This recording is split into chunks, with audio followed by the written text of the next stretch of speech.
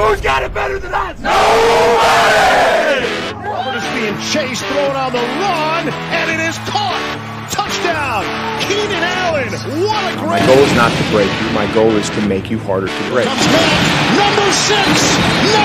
Huge sack by Joey Bosa. Touchdown! 90-yard touchdown! Off at the 8-yard line by Derwin James. Sets his speed, takes a shot downfield, has Knighton. Caught! Touchdown! Chargers! Grab your lunch boxes and go attack this day with an enthusiasm unknown to mankind.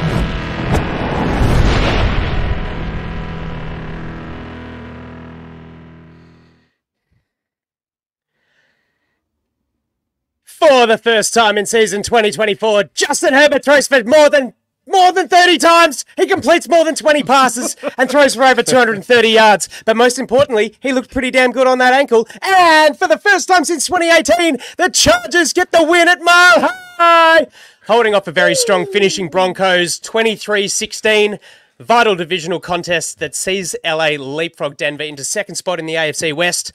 More to get through. Hold on tight. This is the Thunder Down Under Chargers podcast. I'm Andy Prophet. I'm joined by Jack Reed and Alistair Lloyd. Welcome, boys, and welcome to our listeners wherever you are joining us from.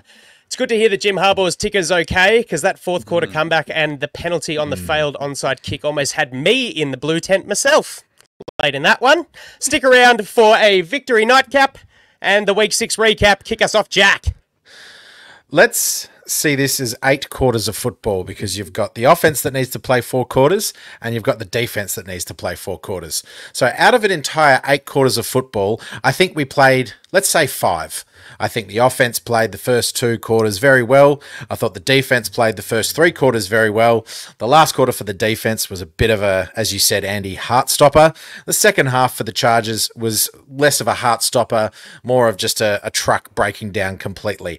However, going up 23-0, and the Broncos looking like absolute piss for 3 quarters, and not because they had a quarterback who was young, but I think we game planned perfectly for them. We had some major injuries, which I'm sure we'll talk about.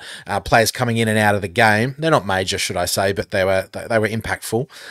But yeah, that's how I want to watch my football. Not a super worry at the end, because I thought we had the game pretty much in hand, especially in that sort of final 4 minutes. But geez, that onside kick that had to be redone. But we were okay. Especially because of how much Will Lutz bungled it. Absolutely bungled it. And then we're getting a redo. I note that Jack has completely forgotten about special teams. It's only 8 quarters instead of 12, so that's like laying down the challenge to Ryan Ficken. You don't even count anymore in Jack's estimation. But I watched, as is my wont, with Andy at his place, with his little tyke sitting there cheering it on. I think it's the first time Aussie has watched a game with us, at least. And geez, he's a talisman. The first 3 quarters he's watching with us. Chargers a kick and ace, and then we take a significant prolonged break for him to have his dinner and have a bath, get ready to bed, and then suddenly what happens? The Chargers start doing Chargers things, and it was almost kind of nice as someone who's so used to being beaten up by this team. I was just like, yeah, slap me, do something weird, do something awful. And seriously, when they lined up for that onside kick, and it's a redo because Darius Davis has done an illegal shift. If it was a TV show and they like zoom into my eyes, completely glazed over, just in the background, I'm hearing, "Hello, darkness, my old friend." But we're not that Chargers team anymore, Andy. So of course we hold on. It's a different culture, and we have our first win at Mile High since 2018. Nothing to worry about, right?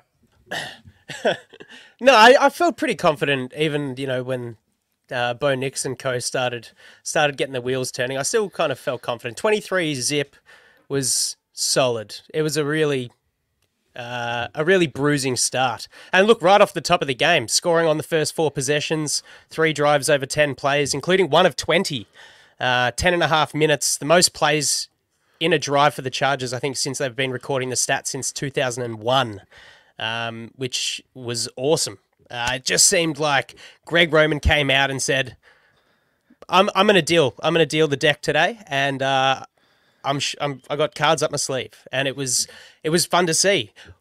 Jackie made a really good point about players coming in and out, and whilst it wasn't like kind of crucial, it was obviously impactful on both sides of the ball. It stunted a bit of rhythm, and in a good way. Like we'll get to it. There were some rookies who played some significant game time, and one in particular, I know Al's going to bang the drum about him, had one heck of a pass breakup. But the way that Greg Roman started that game, 28 passes and 15 rushes over the first 4 drives, and the way that shifted into the second half was 9 pass, 17 rush, and it was falling back into a bit of conservatism.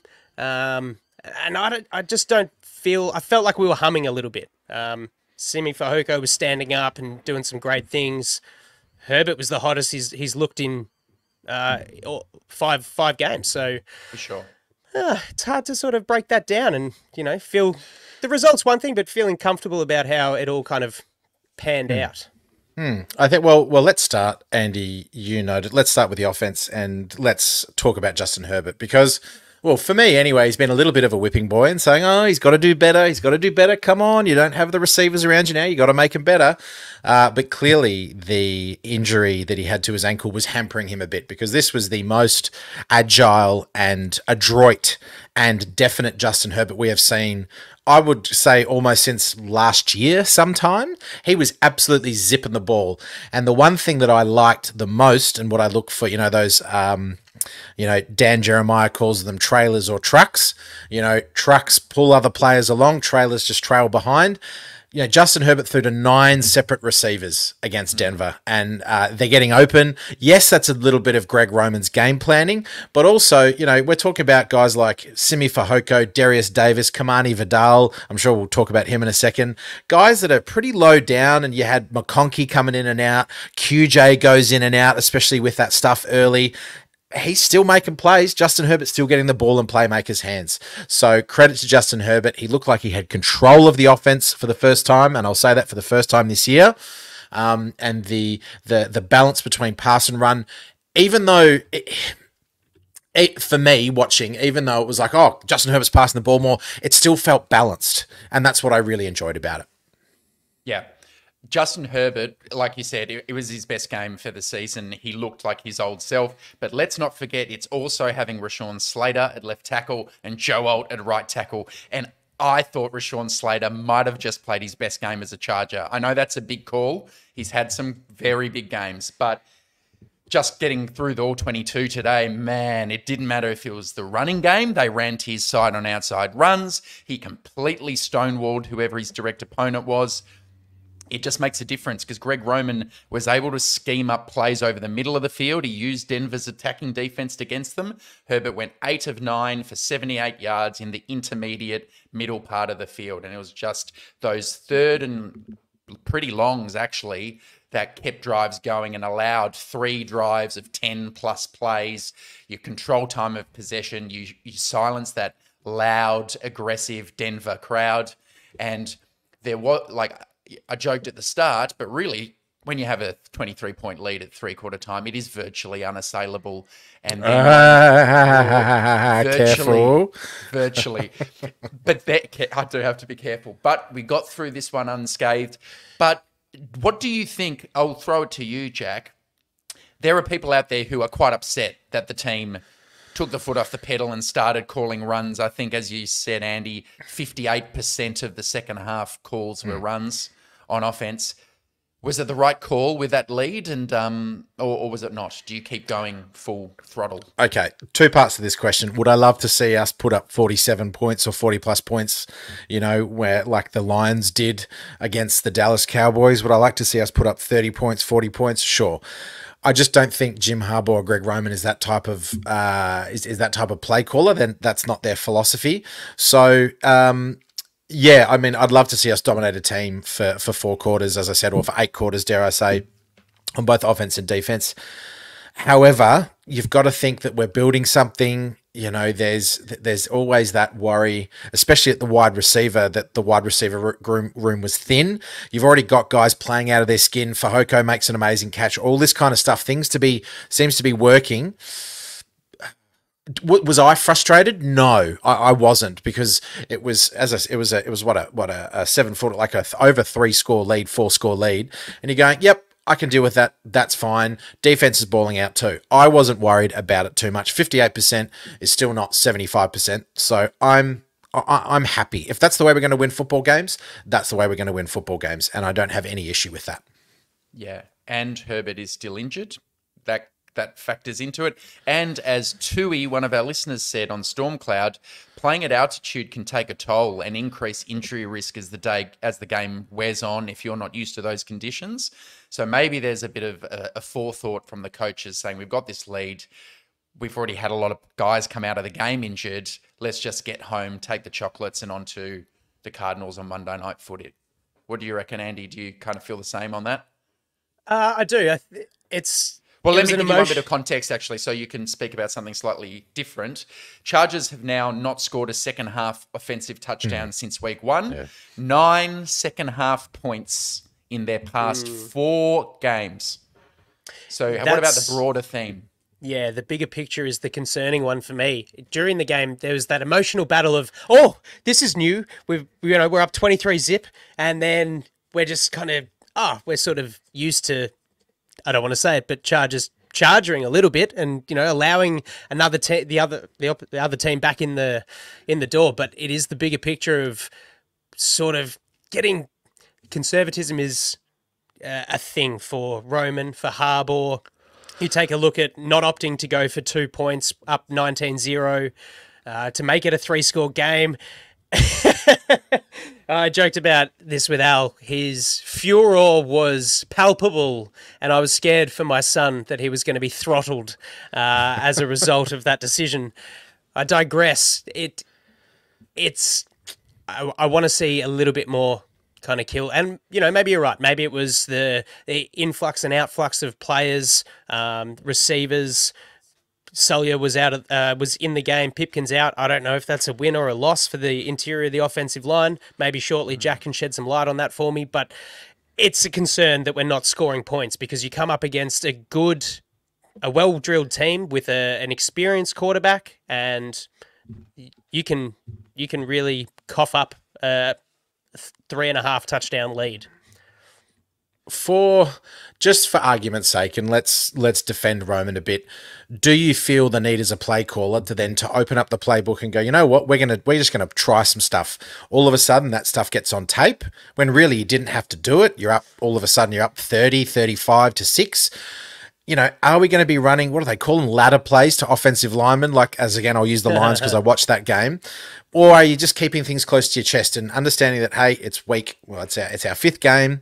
We're still getting an understanding of the offense, and we're just going to keep things within our arsenal just yet. That's if I was defending him for this game only. However, this is now a trend because the adjustments that were made in the Pittsburgh game by the offense were pretty terrible as well. So I think Roman is on, and the Chiefs. So Roman is on notice to be like, hey, what's going on in the second half? Because clearly defenses are shifting things, changing things. We take our foot off the gas and we just go, we've got this. So it'll be interesting to see if we've got the capacity this year to have those killer second half kill shots. But we can't say we want everything as well, listeners, right? Correct. Let's go 1 week at a time. So we've been crying for Herbert to have more pass attempts. He has his most for the season, more in the first half. But suddenly we're finding success running outside of the tackles, which hasn't happened as much. 7 carries, 55 yards. I was calling in week 1 and week 2 for more play action passing. I was thinking, geez, this is pretty uncreative. Well, lo and behold, play action rate is up to almost 40% of dropbacks. And I thought schematically he mixed up, Jack, some jet sweeps. He used Darius Davis on a few. He used Quentin Johnston. There are a couple of really nice tight end screens. Disley had one for 20 yards. Definitely. So I know recency bias makes you think of that last quarter, and it was frustrating. But overall, it's definitely, day after day, get a bit better today than you were yesterday. It was certainly that this week, and hopefully something they can build upon. All right. Any other kind of, we've spoken about the good stuff on the offense. Do we want to transition and speak about some other things that might be concerning us? I've got a feeling, Jack, you might like to have a moment to share your feelings and thoughts about the interior offensive line. listen, people, we were chatting offline with our great friend Ryan Watkins and Kyle, and they were sort of, and Alistair, you chipped in as well, and you were looking at the All-22 today and said, I didn't think the interior was too bad, because of my notes here, I have some major issues with what's going on pre-snap and the communication and what's happening in terms of Bozeman, who's calling out the protections, because over and over again, I'm seeing the both guards, Pipkins more so than perhaps Zion Johnson. Zion Johnson's getting there, but the missed assignments, man, the amount of times that I've seen over this season of just free rushes on blitzes coming through, and the offensive line, you've got Bozeman or Pipkins or Zion just kind of like going to space and going, oh shit, what am I meant to do? I don't know what it is, and but this was the discourse we were having today, is who is responsible for calling out blitzes? Who is responsible for calling out the cornerback or the A gaps and the B gaps when those linebackers are coming through? Is it Bozeman? Is it Justin Herbert? It's hard to tell when you're not there. So I'm not going to be super critical, but I do have issues with it, and to how well it'll actually set us up if we decide to go into the playoffs this year. Because I think if I'm an opposition defensive coordinator, I'm blitzing all day, I'm stunting, I'm doing all sorts of things with my edges just to confuse them, because I don't think the communication's good enough. Well, would you believe that Vance Joseph did in fact blitz on 60.5% of downs, almost a record number? It does put strain on your pass protection rules when that happens. And no doubt, Jack, the stats are the stats, right? Herbert was still pressured on almost 40% of his dropbacks, which is beyond the mark where we would say you can effectively operate. So I think that just underlines and highlights how well Herbert played. It is also a fact, Jack, often weekly, there will be an unblocked rusher coming free up the middle, usually off a twist, because Zion is looking one way and Bozeman is looking the other. It's always in between those two. So something ain't working, and clearly they're not stupid. They're watching the same stuff on tape. It's obviously harder to execute than it is to theorize, because when suddenly they haven't done a twist for 4 snaps and then they do it, that's where the mistake happens. But that is certainly one area they must clean up. What do you think, Andy? Wide receivers, tight ends, like how are you feeling generally? Anything else to be worried about on offense? Look, nothing that sort of hasn't been brought up before. For me, excuse me, it's not necessarily who's responsible for calling the protection, for calling the blitzes. The issue is, and it's still 5 games into this line for the most part, especially with the center being the new piece. It's the cohesion, and they're things that you grow into, I think. So without being too harsh, I think there is a little bit of forgiveness there. It is concerning, of course, but I really like the way that the wide receivers stepped up, and to use the phrase of our old coach, the warrior spirit amongst them. Lad McConkey, every time the ball came to him, got poleaxed. Quinton Johnson got hurt, and if this was last year, I'm thinking he's just going to sit out the rest of the game. Comes back on, Sime Fehoko gets his chance, and essentially it was a great throw by Justin Herbert. Randy Mossed Riley Moss. Awesome. It wasn't Sanjay Lal happy about it on the sidelines. Wasn't he? Hey, Andy, from a sports science perspective, I know this is your past kind of studying. We were chatting in the chat. I get roped into this shit. Sorry, so I can't remember who said it, but is there an issue with how Lad McConkey is exposing himself to hits? Because it happened over and over. He got copped really hard on that first catch because he's going down. He's almost exposing his body. Like, did you notice? Is that something that you noticed, or you go, oh, it is what it is. It's a bang bang play. For me, I love the way that Lad McConkey goes about his movements after the catch. He's incredibly elusive. Sometimes it comes off. That 7-yard pass to 38-yard gain from a couple of weeks ago. There was a few double teams, and you know what? To be honest, I reckon there were a couple that were like helmet first, that kind of stuff. Like Derwin James got suspended for. Exactly. So I don't really think. Look, I'm not going to say that refs were refs, because when I get into Cortland Sutton's touchdown reception, y'all can get fucked. I don't think there's anything necessarily wrong with the way that Lad McConkey goes about it. He's a small guy. He's a little whippet. But I don't think that he does anything that's overly careless or stupid. I love watching him go about it the way that he does. Yeah. It's a bit worrying because he is so slight, and you kind of wonder whether he's opening himself up. It's an interesting one. Sore boy. We'll see what happens on the injury report. Before we hit the defense, I think, Jack, we got to acknowledge choose your destiny. It was exciting, wasn't it? Flawless. We asked for it. Absolutely. Yeah, we asked for it. How good was it? That throw from Justin Herbert was exceptional, but that catch is not easy. And for a rookie to make that catch, finger tippers, and to go after the catch and not be caught.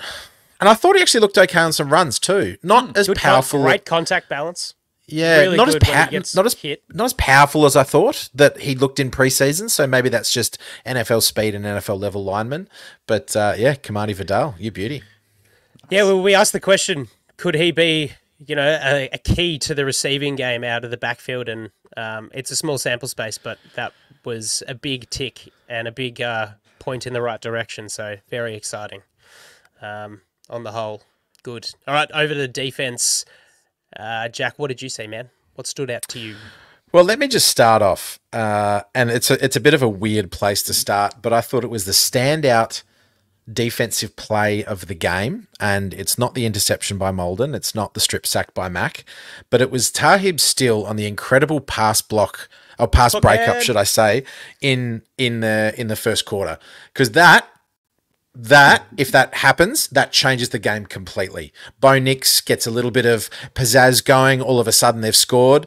You've got a 5th round pick and I'm going, this has got to be a touchdown. He's going to give away a PI or something. This is it. He's done.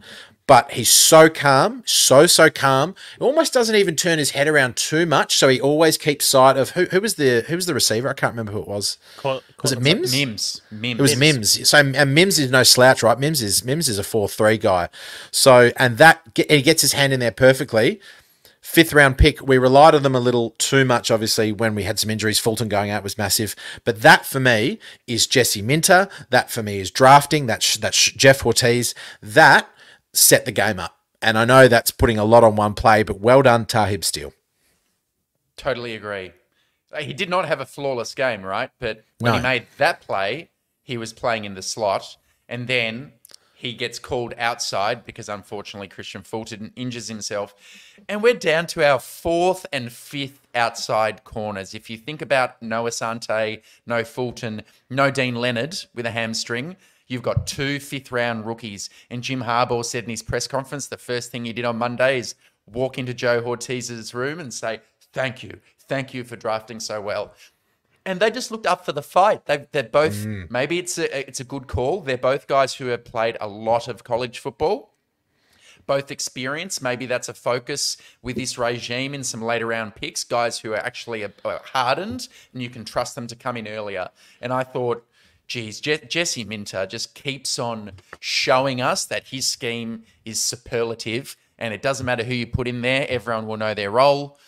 There's no confusion. There aren't people looking around and pointing to each other very much, and everyone is executing and delivering for the most part. So, actually, Alistair, I'm going to just call you there because I think I've just in my game notes here. There's a Cortland Sutton completion that was called back. There was a miscommunication pre-snap. We were very lucky there. I think there was in this late in the second quarter.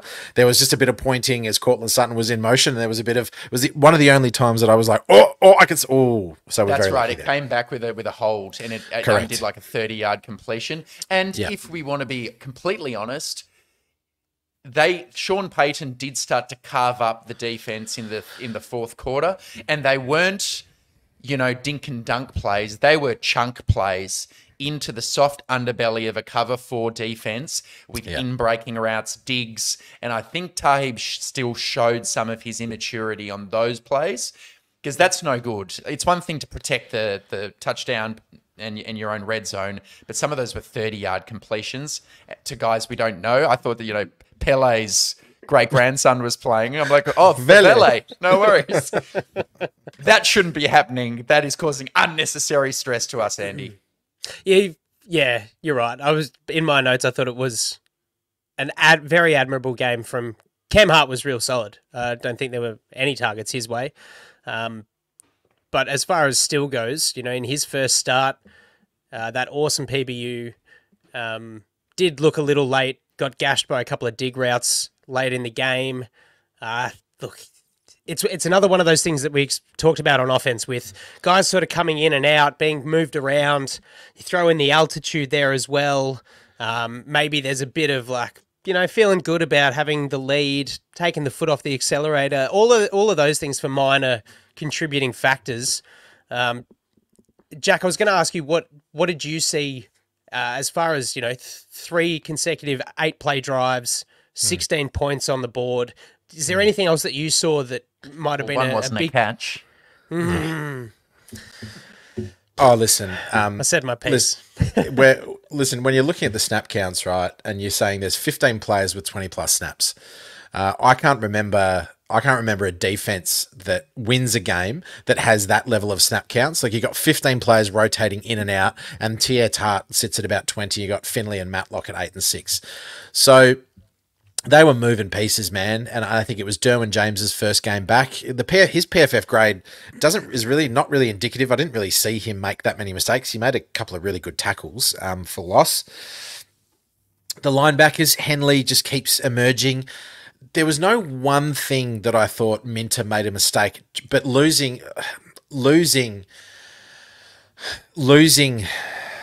I've just forgotten his name. What's his name? Christian Fulton. There we go. Yep. Losing Fulton is huge. And even Derwin James said in his press conference, he's like, man, when we missed him, that's one side of the field. 2 5th-round picks. I think from Minter's perspective, he did what he did. And I have no issue with it. Mac still had an incredible game. Mac don't crack. Incredible. He just keeps playing. We got to highlight him, man, because it's easy just not to talk about this dude who just, because he does it every week. Fumbled, barely celebrates. Okay, it's another turnover. Fantastic. Yeah. 31 career forced fumbles since 2014, I think. It's the only player to record over 30 in that patch. It's almost like we have a segment every week on the show about Khalil Mack, like 4 minutes at that, but you can't disregard it. He's seriously the glue. We would have loved to have Joey Bosa on run defense, but Khalil Mack is really just doing his job plus more. Can you even say, I know you said run defense, can we even say we're missing Joey Bosa right now? Again, so the number is Bo Nix was pressured on 53.7% of dropbacks, 24 pressures. The Broncos ran 1 play in opponent territory during the entire first half, and it was the Javonte Williams fumble that Mac forced out. So Jesse Minter's killing it, man. Nix had a 0 passer rating in that first half. So again, a bit of leeway if they take their foot off the pedal and calm down and just cruise to the finish line. I don't think they're taking their foot off the pedal. I think that's pretty harsh to say. I just think you try to stop water with a dam for so long until it starts overflowing, right? And Peyton's no slouch. Yep. Peyton's not a moron. He goes, okay, we're just going to start slinging it. You're a little bit tired. All of a sudden, Bo Nix is running around. Oh, the one thing that's a point. Credit to Nix, man. He started scrambling like a alien.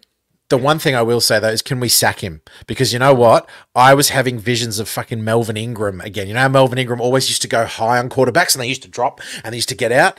Man, I think Bud Dupree was criminal in one of those plays. Yeah, Bud Dupree was like Melvin Ingram. And I think Derwin did a couple as well. Like, he went really hard and Bo Nix just went whoop. So, bit of rush or sack discipline there, please, boys. I think it was the Bo Nix scrambling, which was my biggest knock on the linebackers, which was just kind of misreading. You forgive Junior Colson, obviously a rookie, missed a couple of weeks, but there were 1 or 2 where he didn't know whether to hold or go, and it kind of proved costly. There was another sort of first down that allowed the Broncos to keep driving, but on the whole, like, for everything that was spoken about, wasn't a perfect day, really on either side of the ball, but it was far from bad, Yeah. Pretty close. A little purple really. patch. And you're right, Jack. I mean, Nix, of those 24 pressures, only 2 became sacks, and there easily could have been 3 more. I mean, Bud Dupree had a ridiculous one where he got through, and I don't know how he missed him. And Derwin had at least 1, as you said.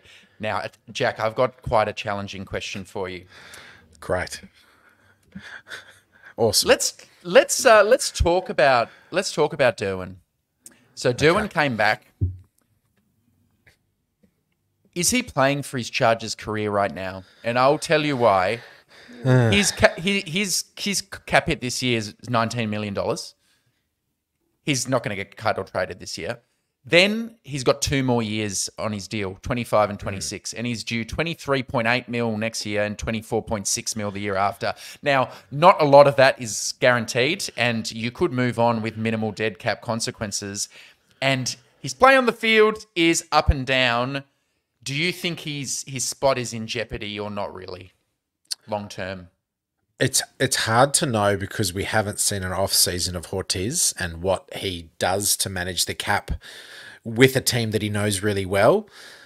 Listen, the play from I know there's a bit of a sidetrack, but what Alohi Gilman is doing and Elijah Molden is almost kind of suggesting that Derwin, I'm not sure where you fit in this in this defense. Like Gilman is just doing an incredible job at free safety in terms of the communication and dictating. It's freeing Derwin up a bit, but he just hasn't returned to that probably 2 years ago Derwin James, or like 2.5 years ago. So he's being paid as one of the top safeties in the NFL. There's got to be a conversation about, hey, are we going to restructure? Are we going to put you out to 4 years and just move some money around?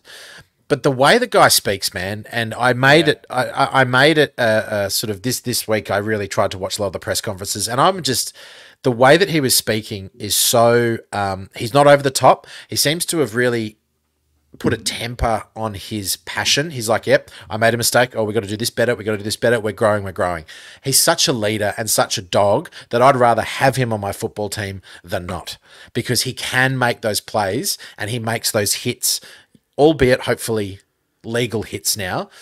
I don't think he's playing for his Chargers career because he's one of those guys that Harbaugh would just love.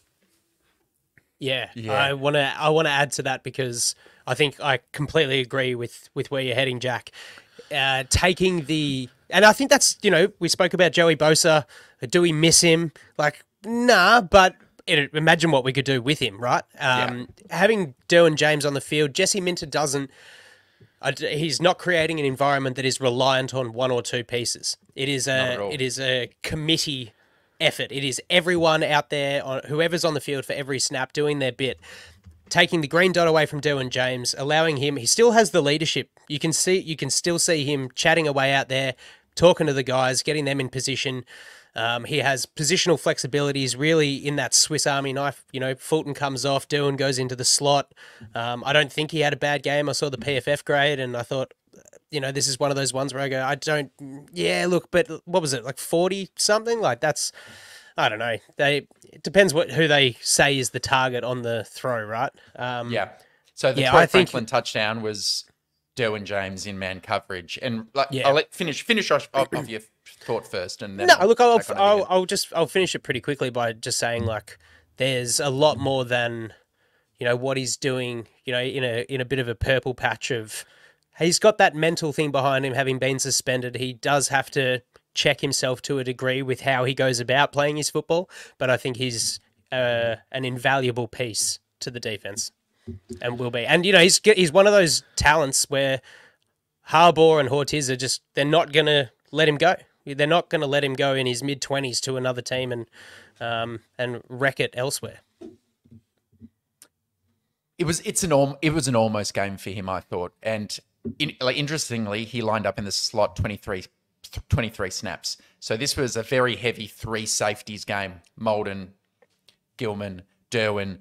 I agree. I think that leadership is really a big draw card. You hear how Harbaugh and everyone else speaks about him being the heart and soul of the team, and he still does have those massive bang plays. He gets a hand in there off an edge, almost ball goes in the air, almost intercepted. Yeah. If you throw a pass to a running back in the flat and Derwin has identified it early, he smashes those and blows them up as well as anybody. I think for a 6'3" guy, he's not actually a very good player in coverage, in man coverage especially. So when you have him deeper in the middle of the field or in the red zone and you go, hey, you're one-on-one with Troy Franklin, he gets beaten. He's a big guy. But I think Mint is still working out how to use him. And I think he'll stay on the team. Ultimately. Just to put a cherry on top, I just looked at the age profile of the Chargers, and you got to think the players that are above him of note. Joey Bosa is at 29. How much longer is he here? He's not really a leader. Then you kind of go, and you've got the next leader is kind of like a Denzel Perryman at 31. Then you've got Khalil Mack at 33. So if you're kind of thinking about managing your age profile, you do want those old hands in there. And Derwin James is such that enigmatic leader that I think. Do you have Derwin's age there, Jack? How old is he? 28 years old. So if his body holds up, he's probably got another 2 to 3 years, I think, at a really high level. And if Minter stays around and if Harbaugh can harness it, I think he becomes that really wily veteran like a Tony Jefferson type. Forgive me for saying he was mid-20s, having just hit 35 myself. 28. I'm hanging on to every day I've got. I'm feeling him. All right, guys, if there's anything else, I just want to quickly shout out J.K. Scott. His yards average wasn't great. Some of those just in the 5, out of bounds. That's what we want to see, brother. Good on ya. Darius Davis looked a little bit more comfortable in his returns, made a couple of good moves. There was one or two early where I thought, oh, here we go, but he came into it, so... special teams. Good to have Nick Neiman back in the fold as well. Shout out Cameron Dicker. How good is it to have a good kicker? Oh, and yeah, there's just a couple of those moments. While you're on that, you're playing at altitude. The guy can sink him from mid to late 50s, and we're not giving him the option. But those were those punts where JK pinned him at the 2 or the 3. You're right. So this is not the week I get on my soapbox about how we're the most conservative game management team in the league.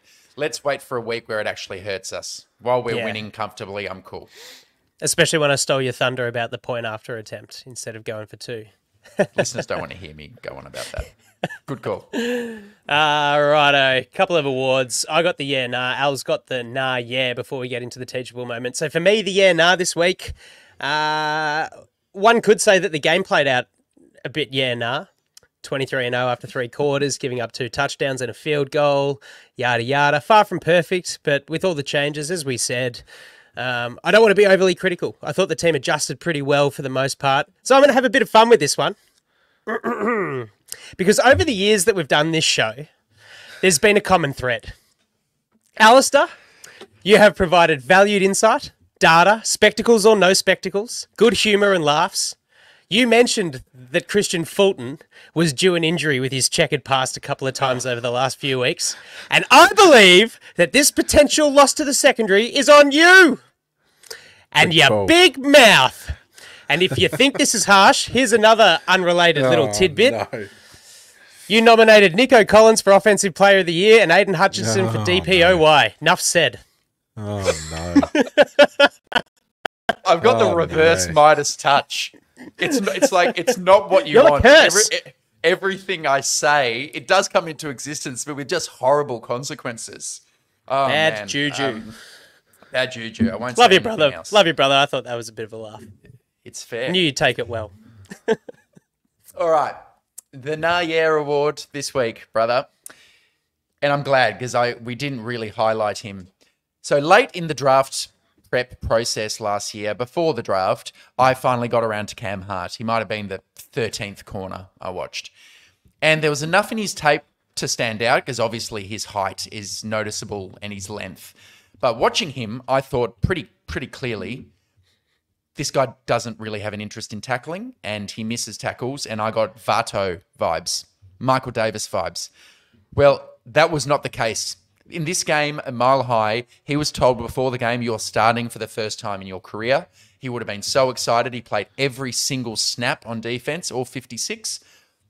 And he comes out of it with 3 tackles and a run stop. And I've posted something on our Twitter on TDU Film showing one of those tackles and the aggression with which he hit it. PFF gave him an 83.1 run defense grade. So I reckon Cam Hart, not only are you one of the most upstanding young men on the team, we've gone on about that before, but you came in and you did not miss a beat in your first NFL action. Good on you, champ. Nah, yeah, Cam Hart.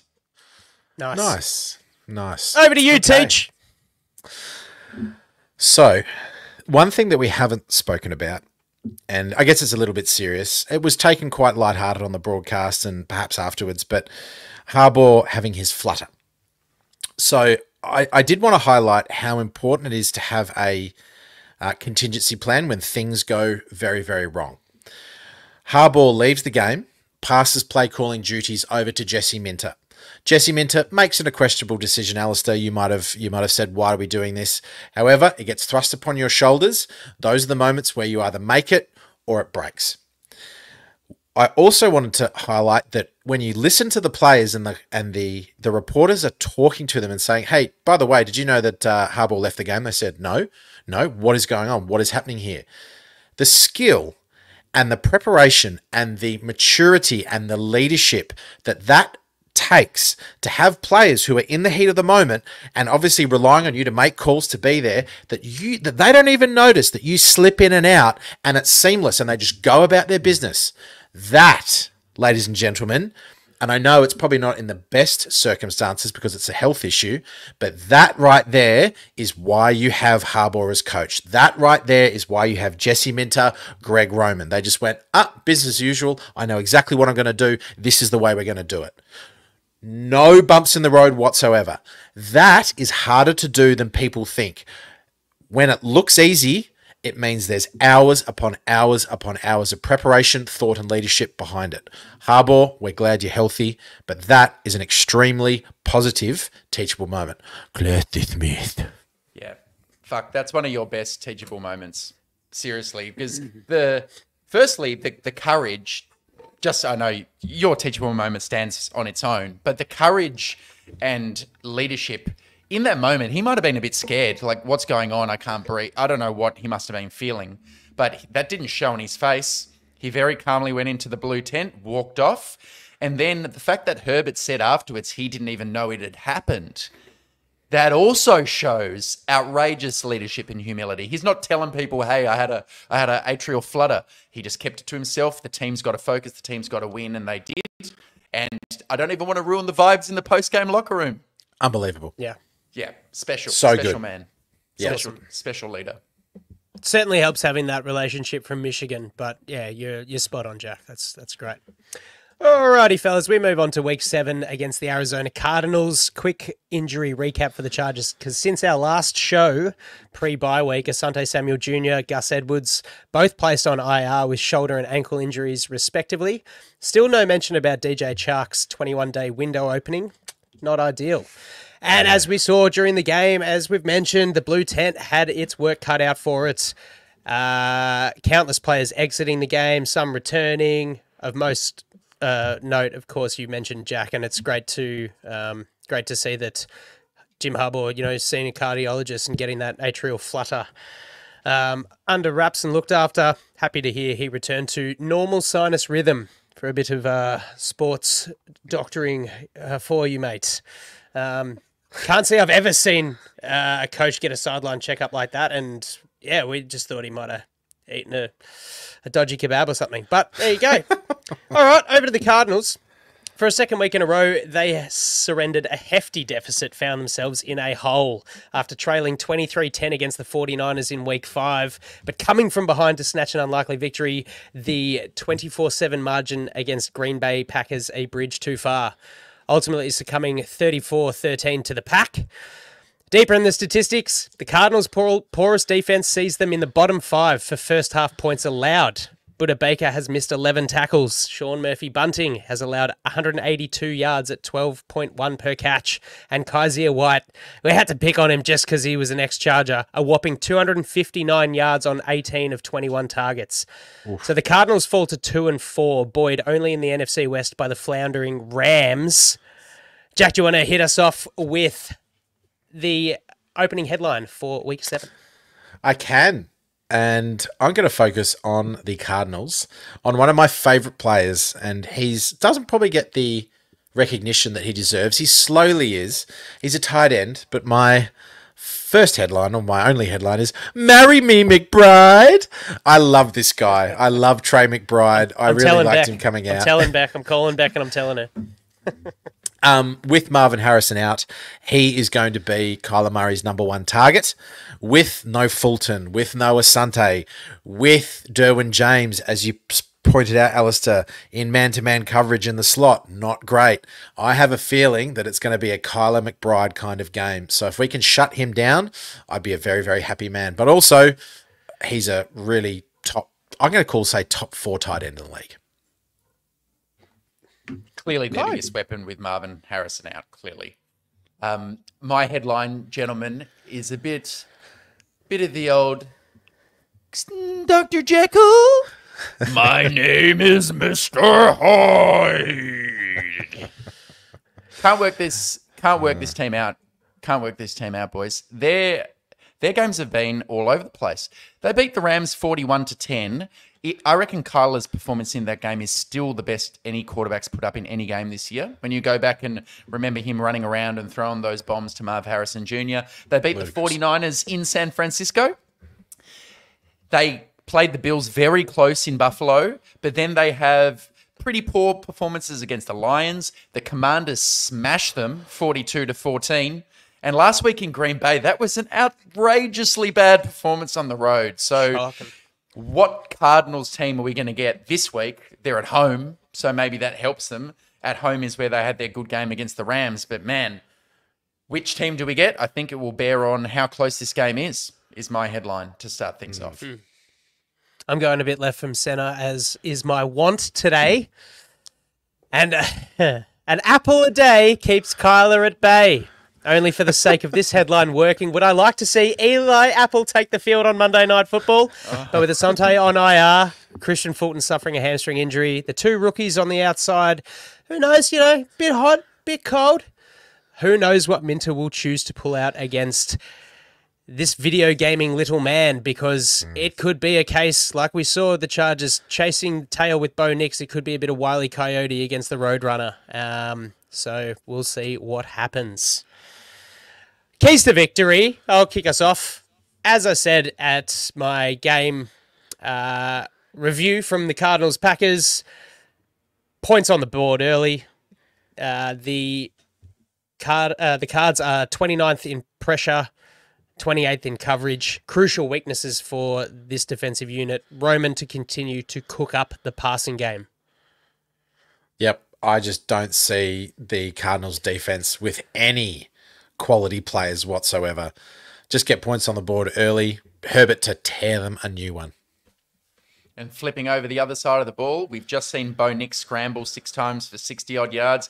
Kyler's probably the best scrambling quarterback in the league. Now, Lamar's the best on design QB rushes. Okay. I reckon just in terms of when there's pressure on and he's got to go do the little Marvin the Martian thing with the legs going Fred Flintstones, he's so fast. So you got to be you got to be ready for it, because really you stop Kyler and McBride and you stop the Cardinals and you win this game. So it starts and finishes there for me. Yeah, they're operating a very balanced offense, 170 pass attempts, 164 rush attempts.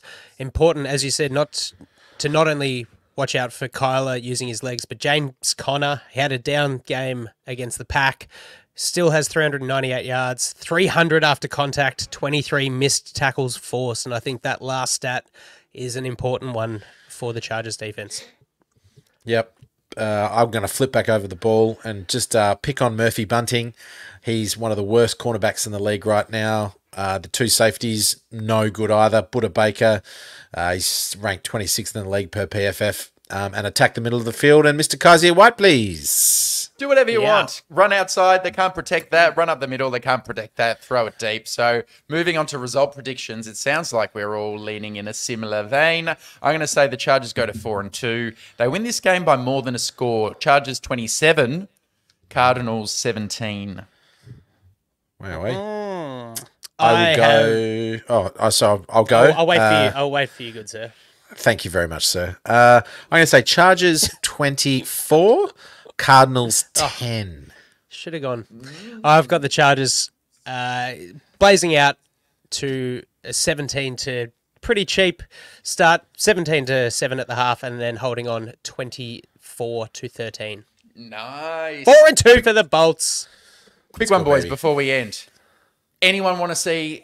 Now that Devontae's gone to the Jets, anyone want to see Mike Williams come back from the Jets to the Chargers? What do you reckon? Jack? I'll let you go first on this one too, Jack. Let's do it. No bad blood. It wasn't sort of Keenan wanting it. It seemed to me Mike Williams come back home to Papa. But the question is, does Chef Ortiz want to add that little ingredient in? Because it might ruin the dish that is currently there and the menu as a whole. So who knows? Nice. Yes, the less is more attitude. There's obviously the chemistry there. You probably get him pretty cheap. I don't know what the situation is with the Jets, but financially fiscal. Yeah, less than $5 million. It's just, do you want to give a draft pickup is the question. Yeah, look, I can't actually recall. I don't know if I saw what was listed as for. I didn't see what the Jets gave up for Adams and whether they'd be wanting to replicate that. Maybe? A second. Yeah, they obviously wouldn't be asking that. It was pretty damning hearing Aaron Rodgers flat out blame that game-ending interception on Mike Williams, saying that he ran the wrong route, fell over. Yeah, he probably did a little bit, but he looked like dog shit for the Jets this year. But come on, we know what he can do. He can catch the ball deep, and at the moment we got nobody who can do that role, and the one guy who's supposed to is sitting out there for however long. Anyway, we trust Joe Ortiz. He'll cook a nice meal, whatever he does. Nice one. All right, guys. Well, hopefully you enjoyed the show. You enjoy the viewing on Monday Night Football. Chargers, I think, only primetime game this year. No, we've got the Ravens later in the year for the Harbaugh Bowl. But we will get stuck into this game Tuesday our time and see what we do in terms of timing for the show next week. We might just fly off the hip without too much preparation, just to have a bit of fun. Hopefully celebrating a win. Until then, take it easy. We'll see you next time on Thunder Down Under. Bye, Governor. Bye, Governor.